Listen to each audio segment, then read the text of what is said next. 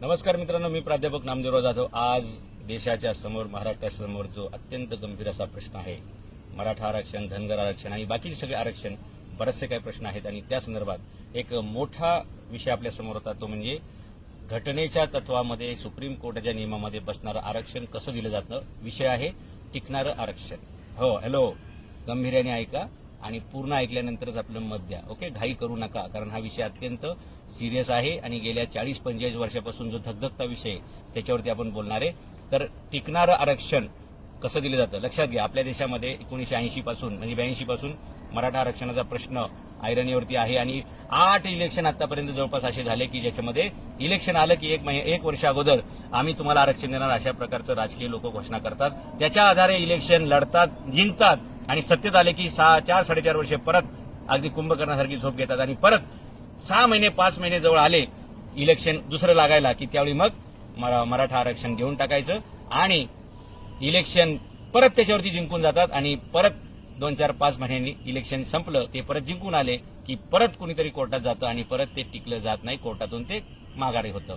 लक्षात घ्या, आरक्षण हा इलेक्शनचा लोकांनी जिंकण्याचं एक हत्यार म्हणून वापरलं आणि ते कधी त्याच्या संदर्भात गंभीर नव्हते. आणि हा पक्ष असा तो पक्ष असा म्हणण्याची गरज नाही. सगळेच पक्ष एकाच उद्देशाने काम करतात, त्या म्हणजे लोकांना आमिषे दाखवणं, लोकांची थाप मारणं आणि लोकांना गंडवणे आणि सत्तेमध्ये येणं. लक्षात घ्या, त्या आश्वासनाचं पुढे काय झालं हे जनता पण विसरून जाते आणि नंतर परत प्रश्न तो जेव्हा परत म्हणजे वातावरण गरम होतं तेव्हा लोकांच्या लक्षात असं सगळं झालं. 8 इलेक्शन आतापर्यंत झाले मराठा आरक्षण या विषयावरती, परंतु तडा काय लागला नाही. यांचीही सत्ता बघून झाली, यांची सत्ता बघून झाली. आता आपण सत्य बघूया.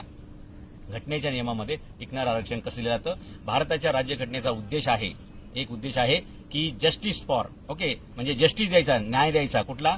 इको, सोशल अँड पॉलिटिकल, आर्थिक, सामाजिक आणि राजकीय न्याय देण्यासाठी आपली घटना काम करते. जगातील सर्वोत्तम घटना डॉक्टर बाबासाहेब आंबेडकरांनी लिहिली आणि ती सर्वसामान्य माणसाच्या सर्वांगीण विकासासाठी लिहिली आहे. प्रत्येक समाजाच्या, प्रत्येक माणसाचा, प्रत्येक घटकाचा आर्थिक, सामाजिक आणि राजकीय विकास व्हावा याच्यासाठीची घटना आहे. परंतु या राज्यघटनेचा गैरवापर लोक करतायत आणि आपापले राजकीय पोळ्या भाजण्यासाठी हे आरक्षण नावाचं कोलीत त्यांनी वापरले. अर्थात इलेक्शन म्हणजे हे आरक्षण हे ना खरं तर हे ना सर्वसामान्य माणसाच्या उद्धाराचा परिस आहे, तो कल्पवृक्ष आहे, ते कामधेनू आहे. परंतु या भामट्यांनी मात्र हे कोलीत म्हणून वापरलं आणि ही सगळी परिस्थिती आली. म्हणून आजचा आपला व्हिडिओचा विषय आहे की टिकणारं आरक्षण कसं दिलं जातं. तर भारताच्या राज्यघटनेमध्ये 46 नावाचं कलम आहे, आर्टिकल 46 आहे आणि त्या संपूर्ण कलमाचा उद्देशच एक आहे की आर्थिक मागास लोकांचा विकास करणं. म्हणजे समाजातील जो विकर सेक्शन आहे त्या विकर सेक्शनचा विकास करण्यासाठी 46 कलम आहे आणि याच घटनेतील तरतुदीचा वापर करून केंद्र सरकारने 2019 मध्ये 102 नावाची घटना दुरुस्ती केली आणि त्यानुसार या देशातील आर्थिक दुर्बल घटकांना आरक्षण दिलेलं आहे. सोशल म्हणजे इकॉनॉमिकली विकर सेक्शन नावाचं एक कॅटेगरी बनलेली आहे, त्याच्यामध्ये 10% आरक्षण दिलेले आहे. ही घटना घडली 2019 मध्ये आणि घटना दुरुस्ती क्रमांक 102 आणि मग त्याच्यानंतर हे आरक्षण सुप्रीम कोर्टासमोर ठेवलं गेलं आणि सुप्रीम कोर्टाने 12 नोव्हेंबर 2022 या आरक्षणाला, इकॉनॉमिकली विकर सेक्शन 10%चं जे आरक्षण दिलं होतं त्याला वैध करार दिलं, त्याला व्हॅलिड मानलं. म्हणजेच काय तर हे बिल राज्यसभेमध्ये चर्चा झाली, लोकसभेमध्ये त्याच्यावर मतदान झालं आणि मग सुप्रीम कोर्टाकडे झालं आणि सगळीकडे टिकलं आणि आज देशामध्ये 10% इकॉनॉमिकली विकर सेक्शन हे आरक्षण अस्तित्वात आहे, ते कायदेशीर आहे आणि त्याचा लोकांना फायदा सुद्धा होत आहे. ओके, म्हणजे आता अलीकडे 2019-2022 मध्ये दिलेलं आरक्षण हे व्हॅलिड होतंय आणि 1982 पासून दिलं जाणारं आरक्षण मात्र हायकोर्टामध्ये किंवा सुप्रीम कोर्टामध्ये टिकत नाही. असं कसं होईल? हे का होतंय? कारण देणाऱ्यांची इच्छा प्रामाणिक नसते, त्याच्यामागे राजकीय षडयंत्र असतील, ते सगळं होत असताना. म्हणून जर तुम्हाला आरक्षण पाहिजे असेल तर 2 फॅक्टर आहेत. आचारी पण तुम्हाला फेवरेबल पाहिजे आणि तुमचा वाढपी पण पाहिजे. आचार्यांनी खूप चांगलं जेवण बनवलंय पण वाढपी बदमाश असेल तर तुमच्या पंक्तीपर्यंत येत नाही, किंवा वाढपी तुमचा चांगला फेवरचा आहे परंतु आचार्यांनी किचनमध्ये ठाणठाण गोपाळ करून ठेवले, काही शिजवलंच नाही तरी तुमच्या परिणाम नाही. म्हणून हे 2 मार्ग आहेत, लोकसभा, राज्यसभा, ह्याच्यात बिल ठेवायला लागेल, ते पास करावं लागतं आणि ते सुप्रीम कोर्टात टिकावं लागतं. आता सुप्रीम कोर्टात टिकण्यासाठी काय करावं लागतं तर भारताच्या राज्यघटनेत जे आर्टिकल 46 आहे त्यानुसार आर्थिक मागास घटकांच्या विकासासाठी ते कलम आहे, त्याचा वापर करून हे आरक्षण दिलं गेलेलं आहे. मराठा आरक्षणासाठी सुद्धा हे कलम आपल्याला वापरता येईल. आणि आर्थिक दुर्बल घटकासाठी जे आरक्षण दिलं गेलं होतं त्याच्यामध्ये सरकारने 2 फॅक्टर वापरले होते, लक्षात घ्या. ते पहिल्यांदा आपण नीट समजून घेऊया. एक, युनायटेड नेशन्स ऑर्गनायझेशन नावाची एक संस्था आहे आणि या संस्थेचा उद्देश आहे 2030 पर्यंत जगातील सर्व गरिबी संपवणे आणि हे गरिबीचं, जागतिक गरिबीचं, दारिद्र्याचं निर्मूलन करणे हा त्यांचा जो उद्देश आहे. त्याला पूरक म्हणून भारतीय राज्यघटनेतल्या कलम 46 चा उपयोग करून घटना क्रमांक 102 केली गेली आणि 10% ईडब्ल्यूएस आरक्षण दिले गेलेलं आहे. कारण भारतीय राज्यघटनेचा उद्देश हा सर्व जातीच्या, सर्व समाजाच्या, सर्व लोकांना इकॉनॉमिक, सोशल, पॉलिटिकल जस्टिस देणं हा आहे आणि त्याला अनुसरून म्हणजे युनोचा उद्देश आणि भारतीय राज्यघटनेचा उद्देश या दोघांचं कॉम्बिनेशन करून केंद्र सरकारने हे 10% आरक्षण दिलेलं आहे. मला सांगा, युनो म्हणजे युनायटेड नेशन्स ऑर्गनायझेशन, संयुक्त राष्ट्रसंघ. संयुक्त राष्ट्रसंघाच्या उद्देशाच्या पूर्तीचा उपयोग भारतातील आरक्षणासाठी झालेला आहे. याच भारतामध्ये महाराष्ट्र आहे आणि याच महाराष्ट्रामध्ये मराठा समाज राहतो. नंबर 1 म्हणजे आपण या पृथ्वी तलावरले माणसं आहोत, हे एक सिद्ध होतं. दुसरी गोष्ट, भारतीय राज्यघटनेचा उद्देश आहे कलम 46 मधला की समाजातील आर्थिक दुर्बल घटकांना न्याय देणं. त्याही तत्वामध्ये मराठा समाज बसतो, महाराष्ट्र बसतो. कारण भारतीय राज्यघटना भारताला व्हॅलिड आहे आणि भारताची राज्यघटना महाराष्ट्राला पण व्हॅलिड आहे आणि ह्या महाराष्ट्रामध्ये मराठा समाज राहतो. त्यामुळे हे 2 उद्देश, घटनेचा जो उद्देश आहे आर्टिकल 46 आर्थिक मागास घटकांचा विकास करणं, त्याच्यामध्ये आपल्याला याचा विचार करून करावा लागेल. आणि युनायटेड नेशनचा जो गोल आहे की 2030 पर्यंत जगातील सगळी गरिबी संपली पाहिजे आणि त्यासाठी सस्टेनेबल डेव्हलपमेंट गोल हे जे युनायटेड नेशनचं तत्व आहे किंवा उद्देश आहे की जगाचा शाश्वत विकास करणं, त्या शाश्वत विकासामध्ये जगातले सगळे देश येतात आणि त्या सगळ्या देशांमध्ये भारत पण येतो आणि भारतामध्ये महाराष्ट्र पण येतो. या 2 तरतुदी, ज्या तरतुदीचा उपयोग करून ईडब्ल्यूएसचं 10% आरक्षण दिलं गेलं, त्याच तरतुदींचा वापर करून, उपयोग करून मराठ्यांना सुद्धा आपल्याला आरक्षण देता येऊ शकतं, मिळवता येऊ शकतं. फक्त मी सांगितलं त्याप्रमाणे ह्या 2 तरतुदी आपल्याला वापरायच्या आहेत, भारतीय राज्यघटनेचं प्रिएम्बल आणि दुसरं युनायटेड नेशनचा गोल, युनायटेड नेशनचा उद्देश. हे 2 करायला पाहिजे आणि त्याच्यामध्ये फक्त 2च अडचणी मी तुम्हाला सांगितलं की आचारी पण तुमच्या फेवरला पाहिजे, जो जेवण बनवणार आहे तो, म्हणजे जो मसुदा बनवणार आहे, ड्राफ्टिंग करणार आहे तो, आणि दुसरं वाढपी सुद्धा तुमच्या फेवरचा पाहिजे, जो वाटप करणार आहे तो. या 2 गोष्टी घडल्या तर मला वाटतं मराठा समाजाच्या आरक्षणाचा, मराठाच नव्हे धनगर समाजाच्या आरक्षणाचा प्रश्न मिळेल. कारण जसे मराठ्यांमध्ये लोक गरीब आहेत तसे धनगरांमध्ये पण आहेत, तसेच मुसलमानांमध्ये पण आहेत, इतर जातींमध्ये पण आहेत. आणि ह्या सर्वच जातींना जर न्याय द्यायचा असेल तर मला वाटतं आरक्षणाची मर्यादा वाढवणं हा एक चांगला उपाय आहे. आता याच्यावर लोक असं कमेंट करतात, लोक याच्यावरती आपले मत असे मांडतात की राज्यघटनेनं 50%चं मर्यादा दिलेली आहे, ती ओलांडता येत नाही आणि मग ती व्हॅलिड होत नाही. ऐ शाणे लोकांनो, हे असे कोणी जे बोलतात ना, कार्यकर्ते किंवा नागरिक, त्यांनी समजून घ्या, आरक्षण देणं हे घटनेचं तत्व आहे आणि आरक्षणाची मर्यादा ठरवणं हे सुप्रीम कोर्टाची मर्यादा आहे. लक्षात घ्या, आरक्षण देणं हा पार्ट, जसं मी वाढपी आणि आचारी म्हटलं, तर हे वाढपी आणि आचारी म्हणजे हे 2 आहेत. तर हे आरक्षण देणं हे घटनेची बाजू आहे आणि आरक्षणाची मर्यादा वाढवणं ही सुप्रीम कोर्टाची बाजू आहे.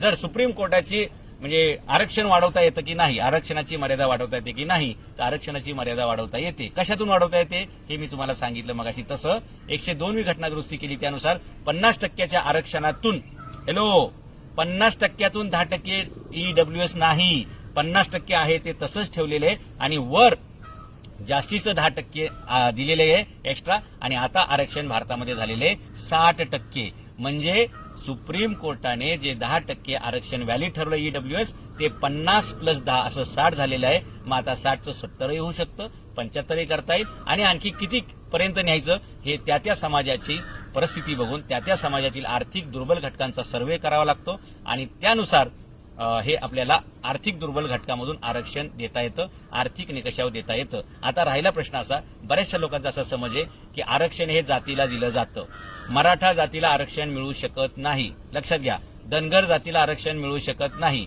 आदिवासीला आरक्षण मिळत नाही. लक्षात घ्या, भारतीय राज्यघटनेचं आरक्षण हे कास्ट बेस नाही, that is a class base. म्हणजे हे आरक्षण जातीला दिलं जात नाही, प्रवर्गाला दिलं जातं, जातींच्या समूहाला दिलं जातं. एससी एसटी मध्ये काहीतरी 35+ जाती आहेत, ओबीसी मध्ये 400+ जाती आहेत, असं जातींच्या समूहाला, त्याला प्रवर्ग म्हणतात, त्याला दिलं जातं. आणि म्हणून मनोज जरांगे पाटील ही जी मागणी करतायत की मराठा समाजाला ओबीसी मध्ये घालून ते आरक्षण द्या, तर हे घटनेच्या त्या तत्वाला पुढे नेणारी गोष्ट आहे की एकट्या मराठा समाजाला वेगळं आरक्षण देता येत नाही. म्हणून मराठा समाजाला ओबीसी प्रवर्गामध्ये घालून त्याच्यातून ते आरक्षण द्यावं. राहिला प्रश्न असा मग ओबीसीवरती अन्याय होईल का, तर ओबीसीवर अन्याय होणार नाही. कारण ही जी आता आरक्षणाची मर्यादा 50 वरनं 60 वर गेली आहे ईडब्ल्यूएस मुळे, ती तुमची 70 वर जाऊ देत, 75, 80 जेवढी किती घालवायची हे सरकारने आणि सुप्रीम कोर्टाने ठरवायचंय. तशी ती मर्यादा वाढवता येईल आणि ओबीसीवरती सुद्धा अन्याय होणार नाही. कारण मराठ्यांना समजा जर 15% आरक्षण दिलं तर 15%चा कोटा वाढवावा लागेल. मराठ्यांना जर समजा 20% आरक्षण दिलं तर 20%चा कोटा वाढवावा लागेल. ओबीसीवरती अन्याय होणार नाही आणि मराठ्यांच्या अन्यायाचं परिमार्जन होईल. आरक्षण दिलं जाईल आणि ते सुप्रीम कोर्टामध्ये सुद्धा टिकेल. मी सांगितलेल्या ह्याप्रमाणे आपण गेलो तर फक्त याच्यामध्ये एकच अडचण मला दिसती, ती म्हणजे राजकीय लोकांच्या हेतूची प्रामाणिकता.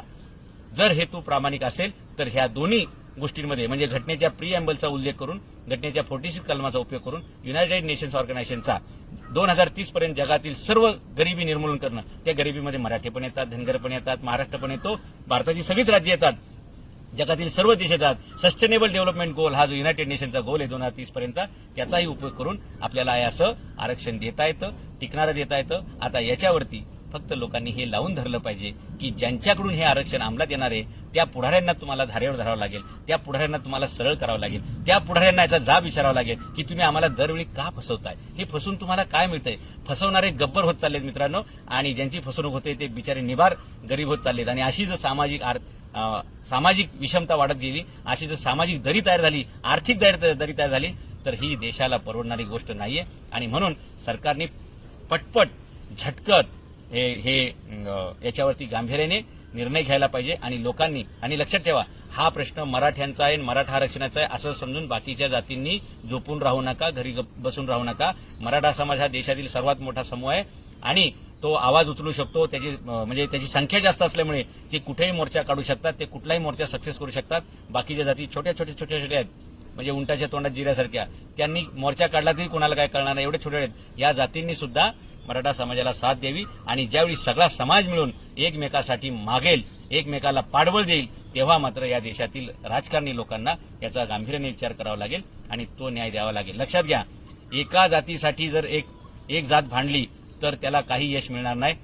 एका भावासाठी बाकीचे भाव उभे राहिले ना, लक्षात घ्या, एक काठी तुटते पण अख्ख्या काठीचं बंडल जर तयार केलं तर ते तुटत नाही. तसं सर्वच समाजांनी एकमेकाच्या विकासासाठी एकमेकाला पाठबळ दिलं पाहिजे. आणि फोडा आणि राज्य करा हे जे राजकारणी लोक करतात त्याला आपण पुरून उरलं पाहिजे. लक्षात घ्या, स्वातंत्र्यपूर्व काळामध्ये दलित बांधवांची जी अवस्था होती, ते गावाबाहेर होते, व्यवस्थेबाहेर होते आणि शैक्षणिक, सामाजिक, आर्थिक सगळ्याच गोष्टींमधून ते वंचित ठेवले गेले होते. आज त्याच्यापेक्षाही भयानक अवस्था ही मराठा समाजाची झालेली आहे. कारण गेले 50 वर्षापासून त्यांची फसवणूक झालेली आहे आणि मराठा समाजाचे महत्वाचा हक्काचं उत्पन्नाचा सोर्स होता, त्या जमिनी तर डिवाइड होतच गेल्या. परंतु इंदिराबाईंनी ज्यावेळी कायदा आणला लँड शिलिंगचा, एका रात्रीत 500 एकरचे पाटील देशमुख सुद्धा 50 एकरवरती आले आणि मग तिथून खरी मराठ्यांची पिछाट सुरू झाली. आणि आज एक काळामध्ये समृद्ध असणारा मराठा समाज जर विस्थापित झाला असेल, जर तो गरीब झाला असेल, तर बाकीच्या समाजाची काय अवस्था झाली असेल हे आपण समजू शकतो. आणि म्हणून राज्यकर्त्यांचं प्रामाणिक अप्रोच, राज्यकर्त्यांचा प्रामाणिक दृष्टिकोन असेल तर सर्व समाजांचा विकास होतो. आणि सबका साथ सबका विकास हे फक्त म्हणण्यापेक्षा हे कृतीत आणायची ही वेळ आहे, ही संधी आहे. आणि सबको साथ लेंगे, सबका विकास करेंगे, याच्यासाठी हे अशा प्रकारचं आरक्षण देता येऊ शकतं. मला वाटतं माझ्यामध्ये काय दुरुस्ती करायची असेल तर डेफिनेटली तज्ज्ञांनी त्याच्यावर सांगावं. परंतु मी जे मतं मांडलेली आहेत ते अत्यंत अभ्यास करून मांडलेली आहेत आणि याच्यातून मराठा आरक्षणाचा प्रश्न सुटेल. मला वाटतं जरांगे पाटलांची जी मागणी आहे की मराठ्यांना ओबीसीमध्ये घाला आणि मराठ्यांना कुणबीचं सर्टिफिकेट देऊन द्या, तर मला वाटतं हा शॉर्टेस्ट मार्ग आहे. लॉंगेस्ट मार्गामध्ये जायची गरज पडणार नाही आणि त्या दिशेनं ठाम सगळ्यांनी राहा. आपण ठाम राहिलो, एकत्र आलोय, एकत्र चाललो आणि एकत्र वाटचाल चालू राहिली तर आपण एकत्र पोहोचू. आणि मराठा आरक्षणाचा, धनगर आरक्षणाचा, आदिवासींचे प्रश्न आहे, या सगळ्यांचे जे प्रश्न आहेत हे सगळे आपल्याला सोडवता येतील. फक्त आपल्याला घटनेचा जो उद्देश आहे, justice for all, social, equal and political, सर्वांना समान न्याय, आर्थिक, सामाजिक, राजकीय, त्या घटनेच्या उद्देशाला आपण पूर्ततेकडे जाऊ शकतो. अन्यथा असंच आपल्याला आपसामध्ये भिडवून हे राजकीय लोक आपल्या पोळ्या भाजत राहतील आणि म्हणजे पोळीला राजकारणी आणि गोळीला सामान्य माणसं, हे चित्र तयार होत राहिले. आणि म्हणून सर्व समाजातील, सर्व जातीच्या लोकांना मी विनंती करेल की शांततेच्या मार्गाने या सर्व राजकारणी लोकांवरती एवढा मोठा दबाव तुम्हाला टाकावा लागेल. आणि गावापासून ते पार्लमेंटपर्यंत तुम्हाला हा दबाव टाकावा लागेल.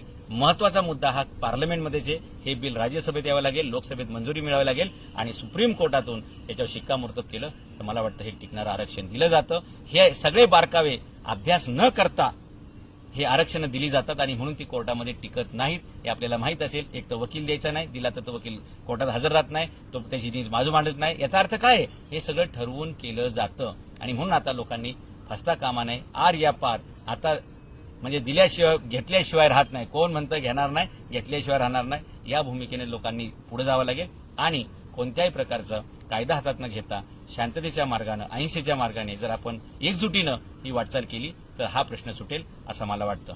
धन्यवाद. जय हिंद, जय महाराष्ट्र.